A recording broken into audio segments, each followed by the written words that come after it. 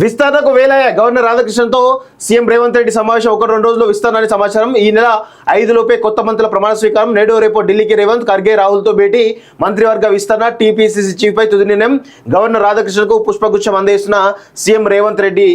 మాట్లాడుకుందాం 6న కలుద్దాం. దానికంటే ముందు దీని గురించి చదువుదాం. సీఎం రేవంత్ రెడ్డి ఇప్పటి నుంచి ఆయన 6 నెలల్లో ఎన్నిసార్లు ఢిల్లీకి పోయి ఉంటాడు?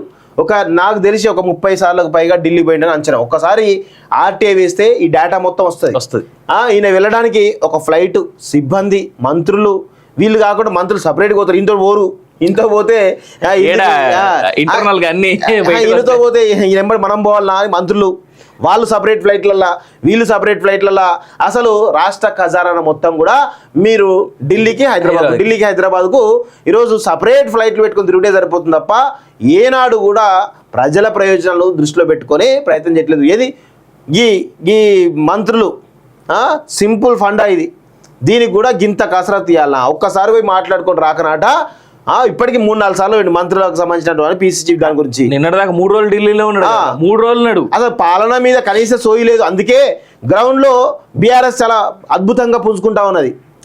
వాళ్ళకు కావాల్సిన అవకాశం వస్తున్నాయి. ఇటు మీరు అటు బీజేపీ వాళ్ళు చేసే చేతగాని తరం వల్ల బీఆర్ఎస్ ను మళ్ళా ప్రజలు మోసేటువంటి అవకాశం అయితే కనబడతా ఉంది గ్రౌండ్ లో. నిన్న గాంధీ హాస్పిటల్ దగ్గర చూడలేదా, మనం నగేష్ పోయినప్పుడు దొరకబట్టి పోలీసులు ఒక్కొక్కరిని తీసి లోపలేస్తా అంటే బస్సులో ఆడ బీఆర్ఎస్ వాళ్ళు ఏ రేంజ్ లో ఇది చేస్తున్నారో చూసినాం. అండ్ ఇంకోటి నిన్న మీడియా మీద జరిగినటువంటి దాడి, ఆ కెమెరామెన్ మీద పోలీసులు చేసినటువంటి దాన్ని నాకు తెలిసి ఏదైనా సోషల్ మీడియా బలంగా వాడుకుందంటే అది బీఆర్ఎస్. ఈ ఒక్క ఊపుతో బీఆర్ఎస్ లో నిన్న అన్ఫార్చునేట్ ఒక రేంజ్ లో వాళ్ళ మీద సింపతి వచ్చింది బీఆర్ఎస్ వాళ్ళ మీద.